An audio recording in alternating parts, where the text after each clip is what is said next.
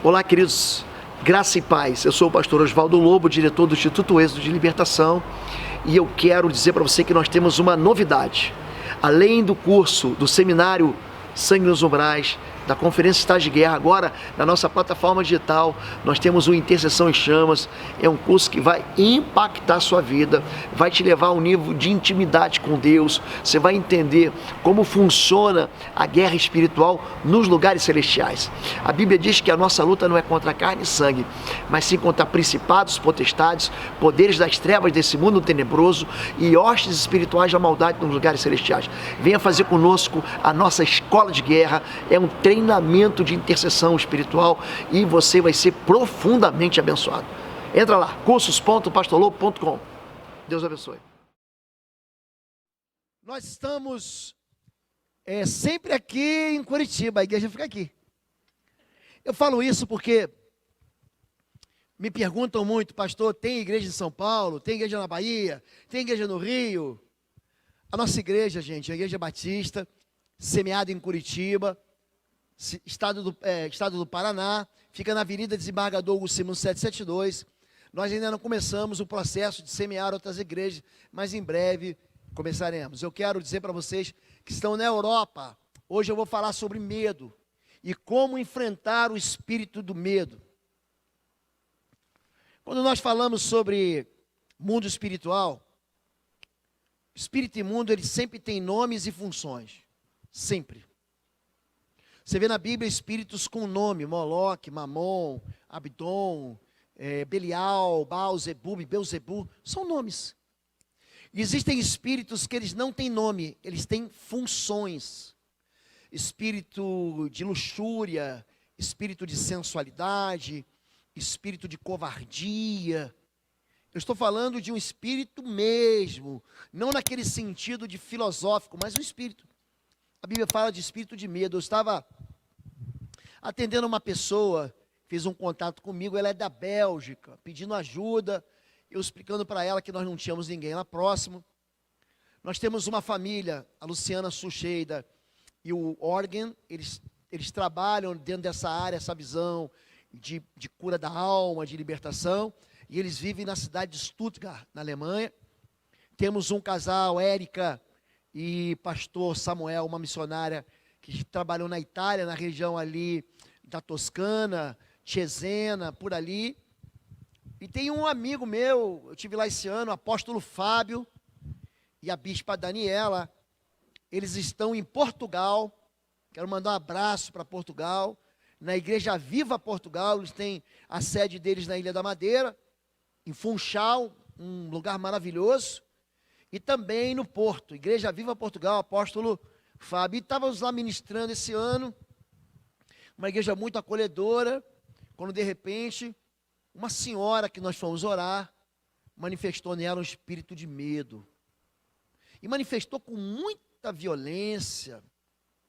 Assim, quando você lê o texto bíblico de Marcos 9, de Mateus 17, então, o espírito sacudiu violentamente e jogou no chão. Isso não é brincadeira, gente. O espírito imundo, ele é imundo mesmo. Ele está ali por causa de algum tipo de sujeira. E o medo, gente, ele é incapacitante. Quando a Bíblia fala sobre medo, por exemplo, Salmo 55, meu coração está dolorido dentro de mim, e terrores de morte caíram sobre mim. Temor e tremor vieram sobre mim, e o horror me cobriu. Você já teve medo? O medo que te paralisou, o medo que foi gerado como pânico na sua vida, é isso que o salmista está falando no Salmo 55. Quando você se defronta, quando você se depara com algo que você não consegue combater, quando você enfrenta um inimigo muito maior do que você, normalmente o medo é ativado na sua vida, ele impede você de avançar e muitas vezes faz você até recuar. A Bíblia diz em 1 Samuel capítulo 17, que um gigante da cidade de Gate, uma cidade da Filistia, ele se apresentava, fixava afronta, e o exército de Israel todo, um homem só, fez o exército de Israel todinho se apavorar e tremer de medo. Fez o exército parar, fez aquela guerra, aquela conquista que o povo de Israel estava tendo, ser desautorizada. Agora, de onde que vem o medo? A causa primária do medo está lá no Éden, no princípio. E ele disse: eu ouvi a tua voz soar no jardim e tive medo, porque estava nu e escondi-me. É muito comum as pessoas terem medo de Deus. Você tem medo de Deus, em primeiro lugar, porque nós aprendemos isso. Normalmente a nossa fé é mergulhada na mentira de que Deus é mau, e Deus não é mau, Deus é bom. Deus é bom, fez o mundo bom, mas foi o pecado que trouxe sofrimento para a vida da gente.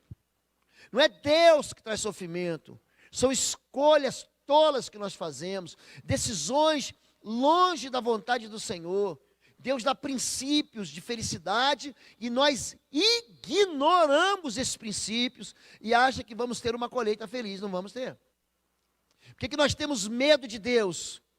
Porque nós aprendemos, de alguma maneira, de que Deus é alguém que te pega na curva. Não sei se você sabe disso. O Brasil, ele recebeu o cristianismo que veio de Portugal. Portugal foi uma nação, junto com a Espanha, que foi mergulhada por 7 séculos no islamismo, quando os otomanos tomaram a Península Ibérica. Durante 700 anos, aquele cristianismo foi enfraquecido por uma visão de que Deus vai te pegar na curva. Você fez besteira? Então pera aí que Deus vai te pegar. Então você começa a acreditar que aquela voz da mamãe e da vovó, quando vinha um raio, quando vinha aquele barulho do trovão, pá, que batia, ó, tá vendo? Papai do céu está zangado. Você se aproxima, uma criança dessa, que ouve a voz de que papai do céu está zangado e fazendo aquele barulho, isso gera tremor e temor. Eu não quero me apresentar, eu não quero me aproximar, eu quero esse Deus distante. Por que as pessoas têm medo? Por causa do pecado. Eu ouvi a voz de Deus e eu tive medo. A primeira vez que eu ouvi a voz de Deus foi algo tão impressionante. Porque você fala em ouvir a voz de Deus, não, pastor, espera aí que eu vou mandar te internar. Deus está falando, não, Deus fala. Deus fala. E a primeira vez que eu ouvi a voz de Deus, eu estava no carro, eu tinha saído do Hospital do Câncer com meu filho, com um diagnóstico mesmo. Ó, teu filho está com câncer. E quando eu me lembro, eu estava numa rotatória, eu fazendo a rotatória e Deus falou comigo. Como som, escute isso, não foi algo assim que eu acho que Deus falou, foi a voz do Senhor. Eu tive que parar o carro. E Deus disse: essa enfermidade não é para a morte, mas é para que se manifeste a minha glória na vida do teu filho. Uma segunda vez, eu estava também na UTI do Hospital do Câncer, eu já estava lá há 35 dias, e eu ouvi um grito de uma mãe desesperada, num quarto em frente ao meu. As enfermarias eram 9 quartos, né? E a gente via assim, 4, 5 quartos, porque era tudo de vidro, porque tinha uma enfermaria no meio que controlava todos os pacientes. Aquela mãe deu um grito, porque o filho dela morreu. Aquele filho tinha chegado aquela tarde, um menino de 14 anos. E pela segunda vez, Deus falou comigo: 1000 cairão ao teu lado, 10.000 à tua direita, mas nenhum mal te tocará. Deus é um Deus amoroso, mas o pecado faz a gente ter uma noção errada da maneira como Ele nos trata. Gênesis 9, e o temor de vós, e o pavor de vós, virão sobre todo o animal da terra, e sobre toda a ave dos céus, e tudo que se move na terra, e todos os peixes do mar, nas vossas mãos são entregues. Quando você se aproxima, por exemplo, você vai pescar, você usa de uma armadilha, você usa de um anzol, de uma isca, senão o peixe não se aproxima. A linha, inclusive, é transparente, é de nylon, para o peixe não perceber que ali tem uma linha. Quando você chega na beira do rio, você não chama o peixinho, ele não vem na tua mão, porque ele tem medo de você. Eu morei numa vila militar, que era dentro de uma fazenda, e tinha um lago enorme. E a gente chamava de Lago do Jacaré. Por quê? Porque tinha um jacaré lá. Então, alguns oficiais foram fazer um curso de sobrevivência no Pantanal, e lá todo mundo ganhou um jacarezinho de presente. Ganhou um jacarezinho. E aí todo mundo trouxe aquele jacarezinho, parece coisa de doido, né, gente? Mas isso foi lá na década de 70. Esses oficiais, então, quando chegaram na cidade em que a gente morava, naquele grande lago, o que você acha que eles fizeram? Ah, vou jogar esse jacarezinho bonitinho aqui. O que você acha que o jacaré fez? Comeu os outros bichinhos e cresceu e virou o quê? Virou um jacarezão. E de vez em quando, gente, a gente estava vindo de carro, tinha jacaré, não era um não, gente, era um monte deles. Aquele jacaré tinha lá, então a gente tinha galinheiro, ele lá comia as galinhas da gente.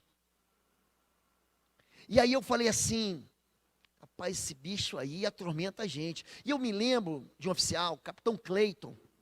Ele morava exatamente naquela casa, em frente ao lago. Eu falava para ele assim, você não tem medo não? Eu falei, não. O jacaré tem mais medo da gente do que a gente tem medo dele. Aí que caiu a ficha, eu falei, é verdade. Porque quando a gente se aproximava do jacaré, e fazia ele fugia, ele dava a minha volta e ia embora. Apesar dele ter uma boca que pode abocanhar a gente, grudar a gente, levar para dentro, ele tinha medo da gente. Então o medo, ele nasce com o pecado. O pecado, no capítulo 3, o primeiro sentimento que o homem tem, depois de comer, da desobediência, qual é o primeiro sentimento? Medo. Eu tive medo, eu ouvi tua voz e fugi. Então a tendência, o que é? É fugir de Deus. Eu não quero me aproximar de Deus, eu não quero ser amiguinho de Deus, eu não quero ser parceiro de Deus, porque esse Deus é um Deus que, se eu errar, ele vai me chicotear, ele vai me bater, e essa mão dele é pesada, e se ele bater em mim, ele vai me esmagar, então eu tenho medo de Deus. Você esquece do amor do Senhor, você esquece do favor do Senhor, você nem imagina que esse Deus que é todo poderoso, ele também pode ser teu aliado. Imagina um Deus que pode tudo do teu lado. Do que eu vou temer? Eu não vou temer nada. O Senhor é comigo. Mas o pecado faz a gente ter medo de Deus. Em Mateus 17, verso 6, este é o meu filho amado, em quem tenho prazer escutar-o. Naquele momento, cobriram seus rostos, porque tiveram medo. Mas Jesus, aproximando-se deles, os tocou e disse, não tenham medo. Não tenham medo? Aquela voz de Deus foi tão poderosa, porque está ali Pedro, Tiago e João. Ele sobe um monte chamado Tabor, fica entre o Monte Hermon e o Monte Carmelo, é o mesmo sistema de montanhas.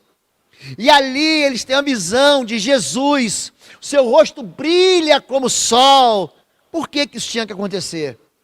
Porque também Moisés, quando sobe lá no Antigo Testamento, quando ele sobe o monte, o rosto dele no capítulo 34 de Êxodo também brilha. Mas Jesus está dizendo, tem alguém aqui que é maior do que Moisés. Mas a percepção de que Deus está presente traz medo. Eu ia para a igreja, mamãe nos levou para o catecismo da igreja católica, e eu ia para fazer a primeira comunhão. Você tem 1 ano de aula com a freira, e eu ia com meu irmão jogando bola, ele do lado da rua e eu do outro lado da rua. A gente ia chutando, eu estava a bola para ele estava para mim, eu estava para ele estava para mim. A gente ia e chegava um pouco mais cedo, e o gol era a garagem do padre. Ele ficava dando chute, eu defendia, de vez em quando a bola batia, pá, e aquela garagem batia, ele gritava, meu filho, para com isso, estou chutando bola aí. Tinha um supermercado famoso no Rio de Janeiro, chamado Casas da Banha e Sendas. Não sei se alguém era de lá nessa época. E ela tinha um sacola de papelão, você comprava, botava as coisas em sacola de papelão. Então a gente botava aquela bola no sacola de papelão, largava ali dentro de um mocó que tinha na igreja, e ia para a missa. E quando eu chegava na missa, o que você faz? Água benta, com o sinal da cruz, que você não é besta, porque senão Deus te pega. Gente, e aí você ali, eu tinha medo de olhar para a moça bonita do lado, o garoto. Não, vai que vem um pensamento difícil aqui, Deus está aqui, vai vir um raio aqui, desse negócio, vai arrancar minha cabeça fora. O medo de Deus, gente, é um medo carregado de culpa. O medo, ele tem uma raiz. Ele é causado pela iniquidade. Davi, pois, teve medo do Senhor naquele dia e disse: como virá a minha arca do Senhor, segundo Samuel 6. Aqui, ele está numa região chamada Obed-edom, hoje é Jordânia. E ali ele quer fazer algo bom para o Senhor, mas não dá certo, e ele tem medo. Pensa num homem, gente, que não tem medo de Deus. Era Davi.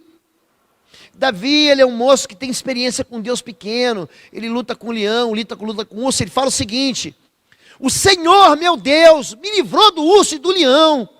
Ele também vai me livrar das mãos desse incircunciso filisteu. Quer dizer, ele é um adolescente que é do ministério Upgrade, lá da igreja dele, mas que tem o quê? Ele tem experiência com Deus.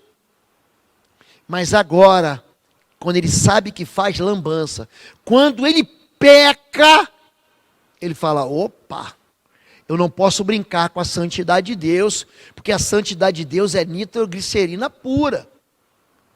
A raiz do medo, o medo nós aprendemos na semana passada, que ele pode ser um medo racional e razoável.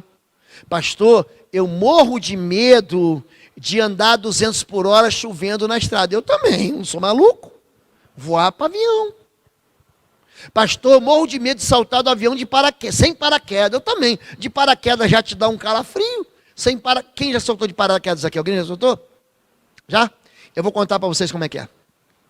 A primeira vez que eu soltei, eu tinha 17 anos, era cadete do primeiro ano.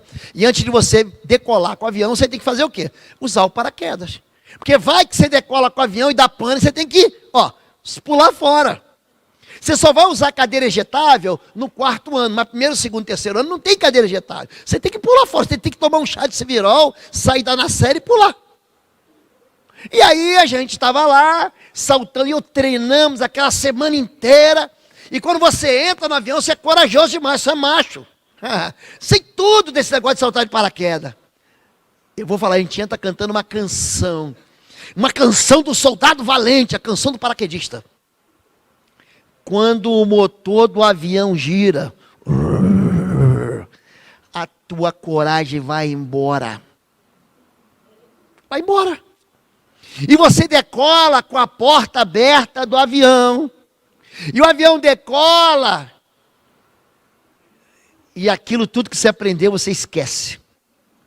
Tudo que você aprendeu, você esquece. E de repente, um sujeito chamado Bert Salto fala assim: portar! E dá um grito, vai para a porta. Gente, não tem jeito mais. Não adianta você querer se agarrar, você vai saltar. E quando você salta, o medo toma conta de você. E você é aquele menino cheio de fazer experiências. Você vai saindo do avião, pular 1, 2, 3, 4, 5, você vai junto. E você tem procedimentos, porque o paraquedas ele pode embolar. Então você tem um procedimento só. Gente, você esquece tudo. Eu só abri o olho, quando eu senti um vento na cara assim, eu falei, quando eu vi o meu amigo do outro lado assim, ó. E eu gritei para ele, e ele me ouviu, eu falei, pronto, sou um paraquedista. É um medo razoável. Tem aquele medo que é exagerado. Já viu gente que é exagerada? Tem gente que é exagerada. Está aqui, com o carro dele está com seguro. Mas se ele escuta uma buzina qualquer, ele tem que sair do culto correndo para ver, não, roubaram meu carro. Ele está sempre esperando que o mal vai pegar ele. Não. Minha vida está muito tranquila. Eu sei que Deus está preparando alguma para mim. Eu sei que o mundo é mau. Ele tem um medo exagerado de tudo. Ele está sempre achando que o time dele vai perder na final. É um sujeito medroso. E tem aquele medo que é irracional. É o medo de nada. Você fala, mas por que você tem medo? Eu já tratei gente que tinha medo de passarinho. Mas não é um medo de passarinho. É pavor, é pânico. A pessoa, quando vinha um passarinho dentro da gaiola, ela tinha uma crise. Esse é o medo irracional. O medo é capaz de contaminar a gente. O medo são notícias que você recebe, ó, não investe agora, porque o mercado está assim, o mercado está assado, não vai dar. Estou ouvindo rumores aí do que a China e os Estados Unidos estão numa guerra comercial. Agora não é hora de fazer as coisas. Esse medo, é por isso que Eclesiastes fala o seguinte: aquele que olha todo dia para o vento nunca vai plantar e também nunca vai colher. Tem um parente que nunca, pensa um sujeito que tem dinheiro, ele é meu parente. Ele nunca conseguiu comprar a casa. Porque ele sempre fala o seguinte: não está na hora. O mercado não está bom. Nunca. E ele não tem pouco dinheiro, não. Ele tem muito dinheiro. Então ele vê, rapaz, você vive ainda hoje de aluguel. Não tá, o mercado não está bom para fazer negócio. Agora, pois, apregou aos ouvidos do povo, dizendo: quem for medroso e tímido, volte e retire-se apressadamente das montanhas de Gileade. Então voltaram do povo 22.000 e 10.000 ficaram. Não é bom andar com gente medrosa. Se você, que é visitante, começar a caminhar nessa igreja, você vai aprender uma coisa: esse pastor aqui, não é que ele não, é um destemido, não é nada disso, gente. Todo mundo tem seus dias de dor de barriga.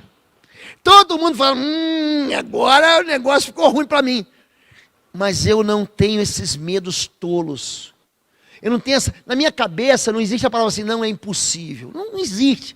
Para mim não existe. Pode haver dificuldade, pode haver demora, mas impossível não existe. Você vai caminhar comigo? Então nós vamos caminhar e nós vamos sempre avançar. Sempre avançar. Ah, pastor, é interessante essa pessoa. Pastor, eu estou aqui e eu quero orar pelo meu casamento. Vou dar um exemplo para você. Vou orar pelo meu casamento. Preste atenção no que eu vou te dizer. Deus, Ele vai até aonde a tua fé vai. Se você crê que Deus vai restaurar, Deus restaura. Pastor, eu estou sozinho, pastor. Acho que passou da minha hora. Eu tenho uma irmã que eu amo demais, de uma igreja anterior, que eu servi.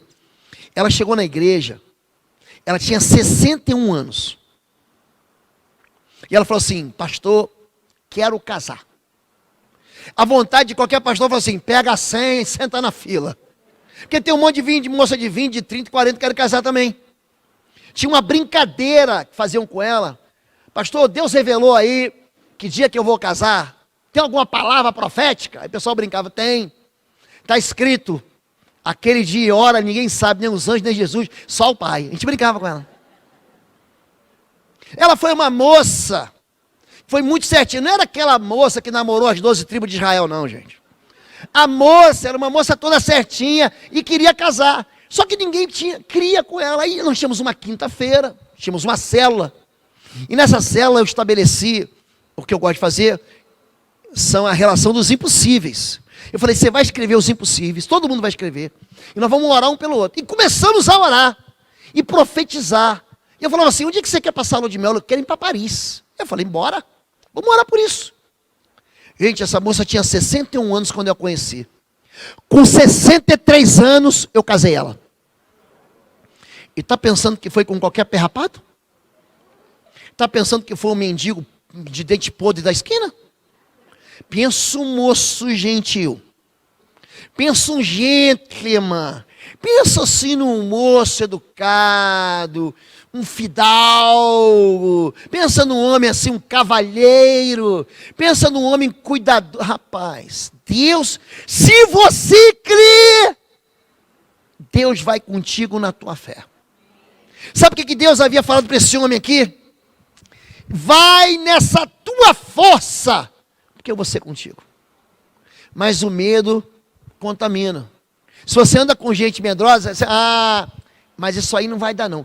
Gente, pensa uma palavra que eu não gosto de ouvir.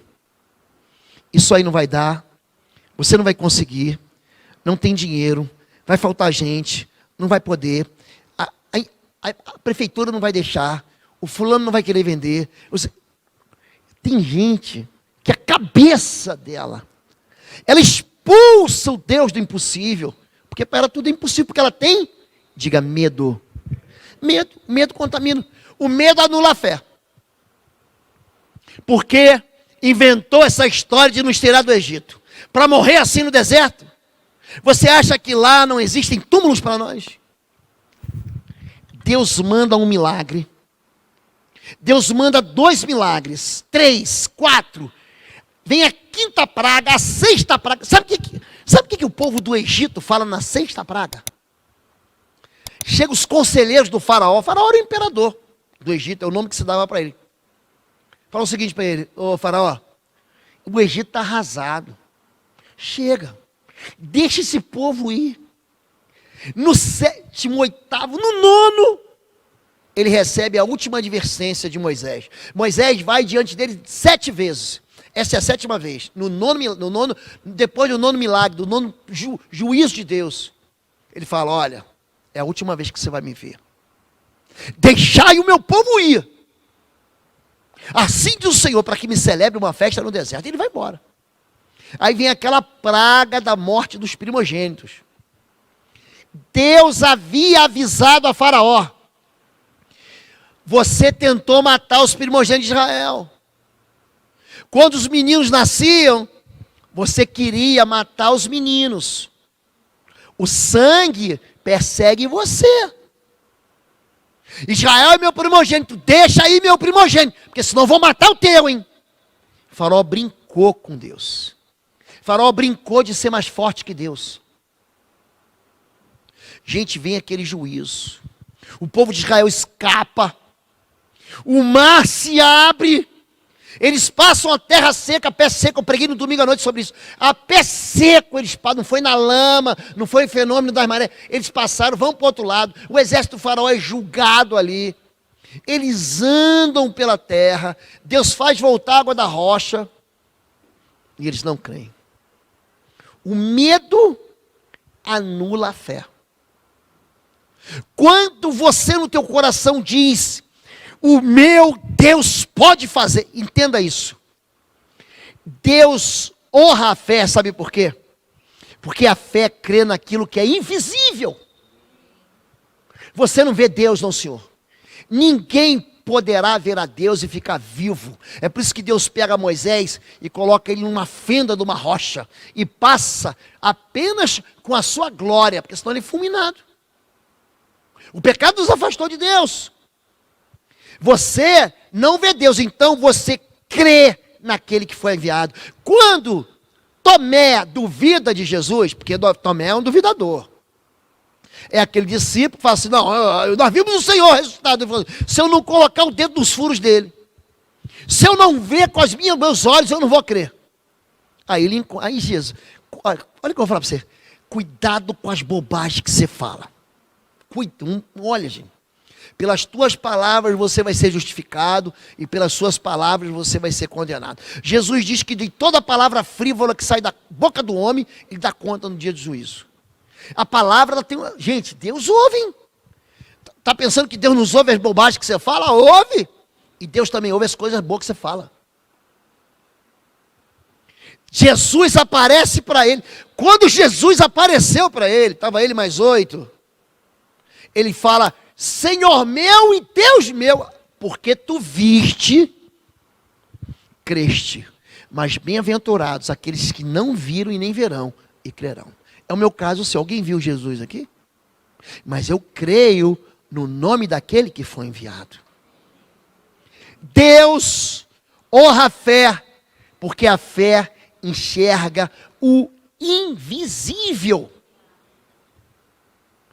O medo, ele faz você pensar naquilo que é razoável. O medo faz você, se você for um bom matemático, e a minha formação acadêmica é na área de exatas, se você gosta de física, se você gosta de cálculo, de integral, de derivada, se você lembra de produtos notáveis, se você lembra de fatoração, é uma área que eu gosto. Mas se você tudo coloca num lápis, você nunca vai conseguir agir com fé. Porque a fé enxerga não aquilo que eu posso fazer, aquilo que eu posso produzir e aquilo que está no meu bolso ou na minha conta do banco. A fé enxerga aquilo que eu não tenho, mas Deus tem para me suprir. A fé, o medo, perdão, dizendo, ele consegue vencer o homem. 2 Pedro 2,15, de quem alguém é vencido, do tal faz-se também servo. Tem gente que é escravo, servo do medo.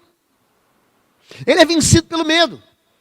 Pastor, eu não dirijo porque eu tenho medo.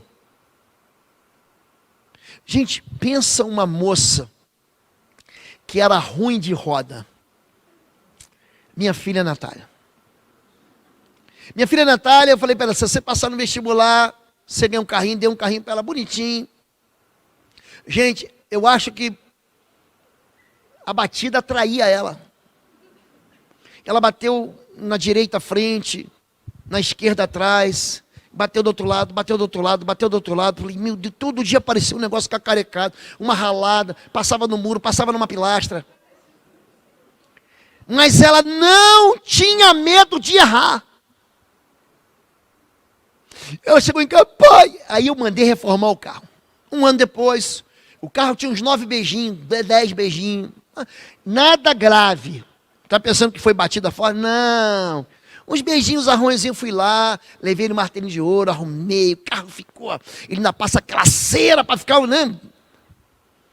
No primeiro dia de aula da faculdade, ela veio correndo, entrou em casa chorando, me abraçou. Eu já sabia bater o carro. Bati na filha, perdeu a calota. Minha filha, você perdeu uma calota, não perdeu um braço, não perdeu um pé, não perdeu um olho. É só uma calota. O pai compra outra calota para você. Gente, pensa uma moça hoje que dirige bem. O seguro dela hoje é mais barato que o meu. Você entende isso? Porque ela venceu o medo. Pastor, não vou nem me aproximar, eu gosto daquela moça. Mas ela é bonita demais para mim, pastor. É muita areia para o meu caminhão. Queridão, vai lá, se encoraja, vai com fé. Vai ver que a moça está até te esperando, você nem sabe, de querer esse amor platônico. Pastor, tem uma vaga, mas não é para mim.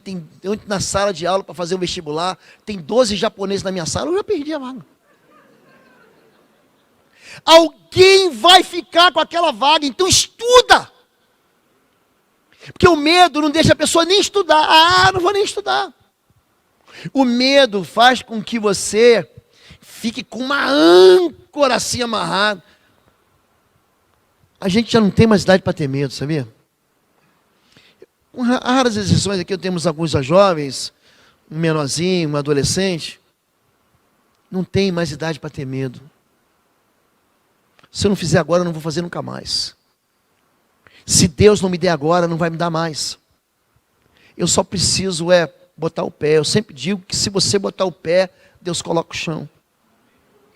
Pedro perguntou o seguinte: Senhor, és tu, Senhor?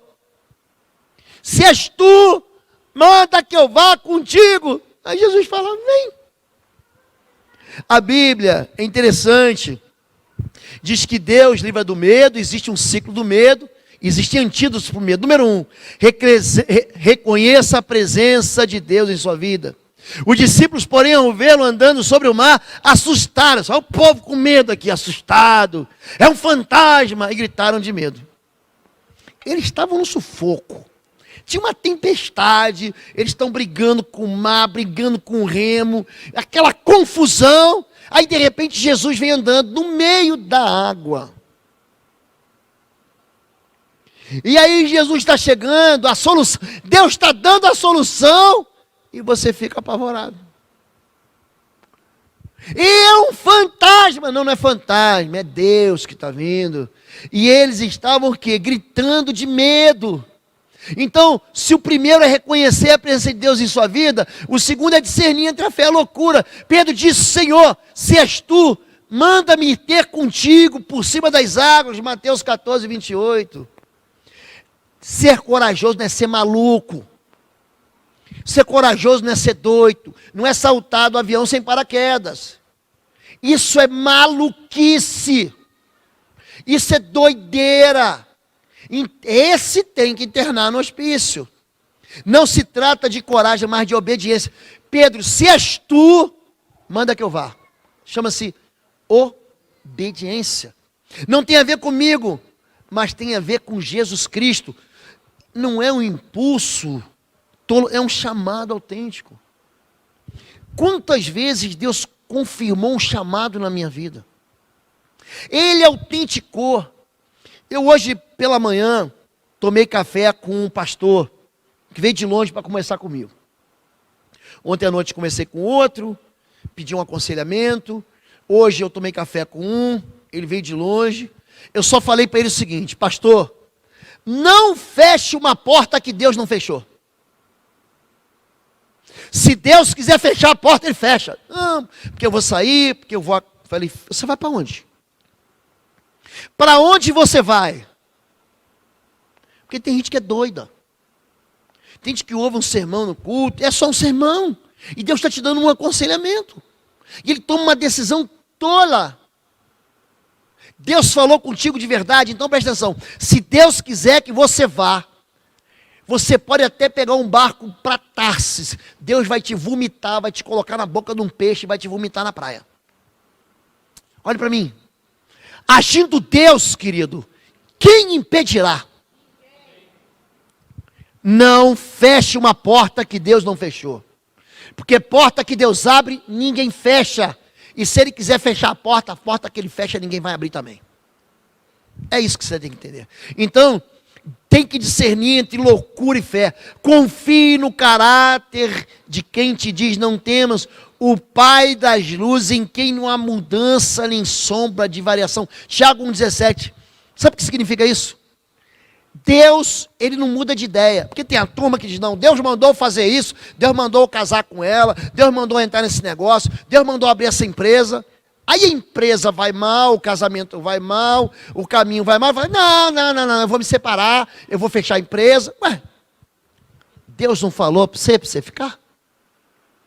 Ou Deus não disse nada, e você só tomou o nome dele em vão, para você fazer o que você queria fazer, aí você quebrou a cara. Ou então, você simplesmente está fechando uma porta que Deus não quer que você feche. Deus não muda. Você entende isso? A palavra de Deus é rocha e não pode mudar. Então você não precisa ter medo. Por que eu não tenho medo do futuro? Porque a Bíblia diz que o futuro pertence ao Senhor.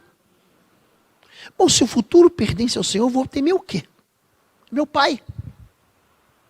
Número 4, lembre-se das vitórias do passado. Lamentações 3:21, tem até uma canção.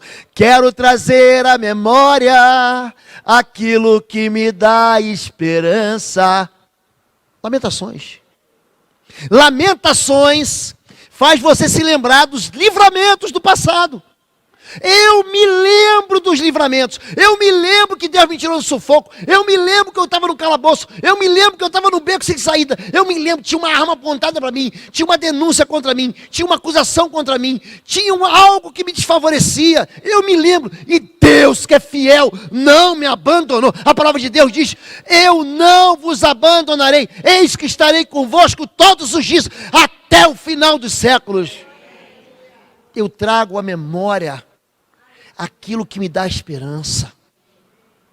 Nós oramos pelo Enzo.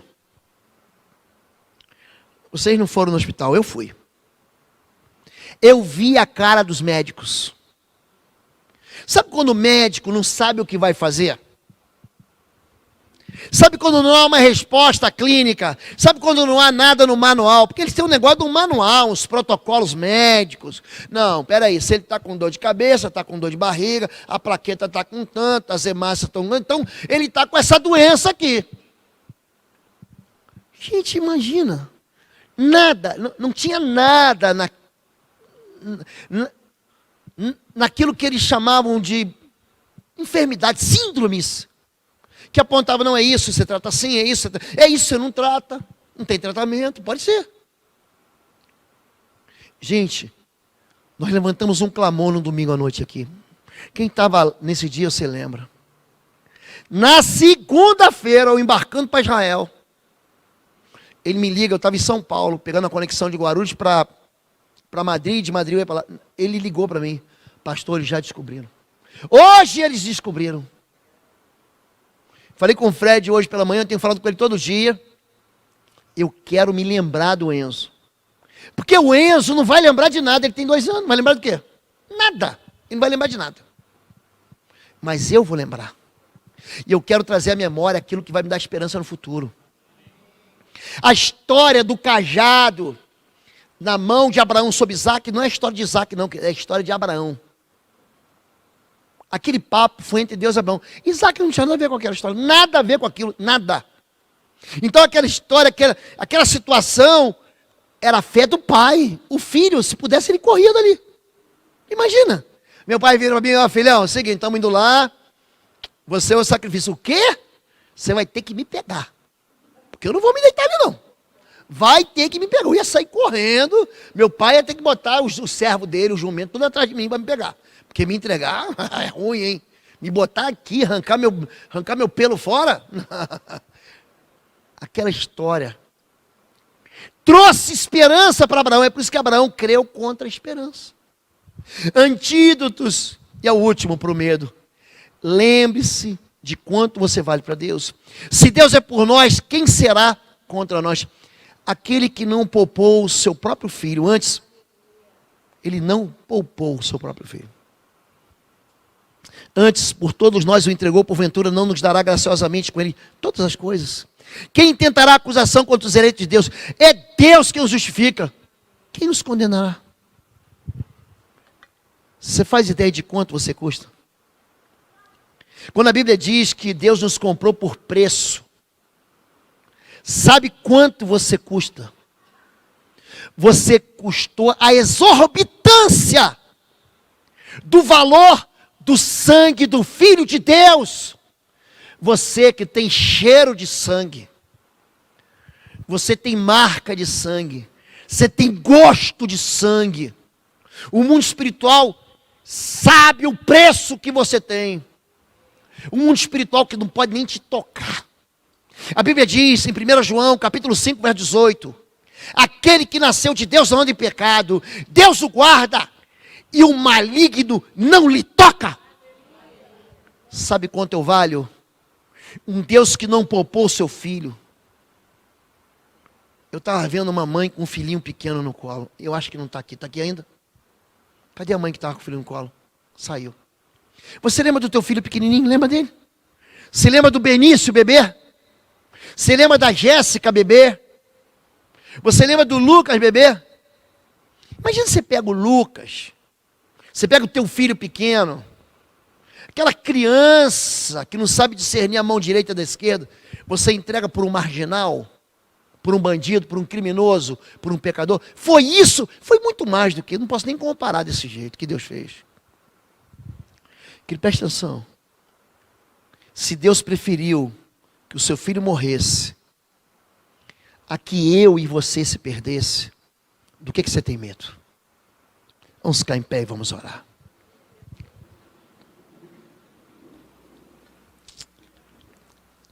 Joga esse medo fora. Manda esse espírito de medo bater em retirada. Você precisa entender que Deus deu para você autoridade. Eis que vos dou autoridade para pisar de serpentes, escorpiões e todo o poder do inimigo, e nenhum dano vos fará. Você tem que aprender a levantar a tua voz na tua casa e mandar sair da tua casa espírito que não pertence ao Senhor. Tem muita gente sendo visitada por espírito imundo, por espírito de medo, de discórdia, de guerra, de confusão, de loucura, de depressão. Espíritos imundos que estão operando na sua vida pessoal, na sua vida financeira, na sua vida emocional, na sua vida afetiva, na sua vida familiar. Ah, pastor, é assim mesmo, a vida é assim. É assim uma conversa. Como é que é assim? Como é que é assim? Então quer dizer que Jesus morreu por nada? Quer dizer que Jesus ressuscitou por nada?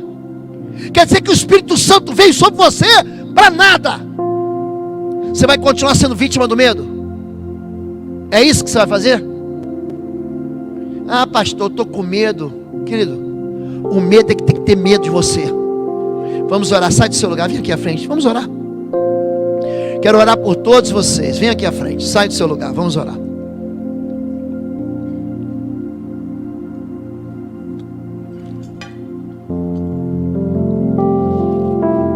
Você que está nos visitando, eu sempre termino 9h30 o culto. Hoje eu passei 2 minutos, mas vocês vão me perdoar. Sai um pouquinho do seu... Vem aqui para frente, vem para frente. Isso. Chega para frente aqui, vem mais para cá para o povo poder se espalhar aqui. Pode vir mais um pouquinho para frente? Pode? Isso. Eu quero que você pense agora, o que está fazendo você recuar? Eu quero que você pense no medo agora, no impedimento. Sabe aquilo que se faz? Não, pastor, isso aqui é impossível. É isso que eu quero. Nós vamos colocar isso debaixo agora da autoridade do Senhor. Mas eu quero ensinar você a orar. Você quer aprender a orar? Eu quero ensinar você a lutar. Essa mensagem é para você vencer espírito de medo. Existe autoridade que sai da tua boca, no nome poderoso de Jesus. Diga assim: Senhor meu Deus e meu Pai. Diga com fé, querido, diga isso com fé. Diga: Senhor meu Deus e meu Pai, eu confesso que o teu Filho Jesus Cristo é o meu Senhor e meu Salvador. E eu me revisto agora da armadura do Senhor, do capacete da salvação, das botas da prontidão do Evangelho da paz. No meu peitoral eu tomo a justiça do Senhor, eu uso o cinto da verdade, sobretudo eu tomo o escudo da fé, eu apago as mentiras, as ameaças, as intimidações e todas as setas inflamadas do inferno. Eu tomo a espada do Espírito, a espada do poder de Deus, que é a sua palavra. E eu, em nome de Jesus, eu declaro e concordo aqui na terra que a minha casa é território do Senhor. Eu reclamo o poder do sangue do Cordeiro sobre os umbrais, sobre as vergas laterais das portas da minha casa. Nenhum mal me tocará, e praga nenhuma chegará na minha vida e nem na minha família. Eu, em nome de Jesus, eu repreendo espírito de medo, de covardia, espírito de enfermidade, espírito imundo. Saia da minha vida, saia da minha casa, da minha vida afetiva, da minha vida familiar, da minha vida emocional. Saia da minha família, saia do meu futuro, em nome de Jesus. Eu invoco essa noite o nome poderoso do Senhor Jesus Cristo de Nazaré, e eu consagro a minha vida ao Senhor, e nenhum mal se aproximará de mim. Eu cubro a minha casa com as proteções do Senhor, com as defesas, com as muralhas, com os escudos e com as armaduras do Senhor. O Senhor não me abandonará. Ele dará ordem aos seus anjos ao meu respeito, para me guardar nos caminhos dele.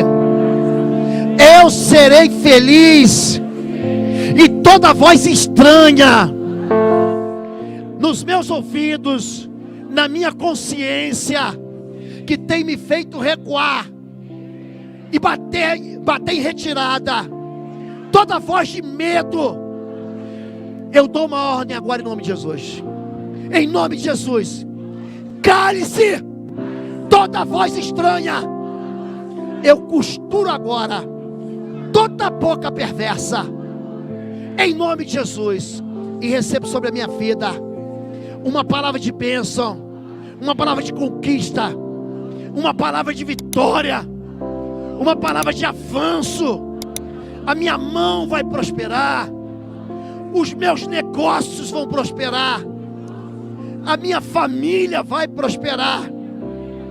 O Senhor será comigo para sempre e jamais me abandonará, porque eu e a minha casa serviremos ao Senhor todos os dias da nossa vida, em nome de Jesus.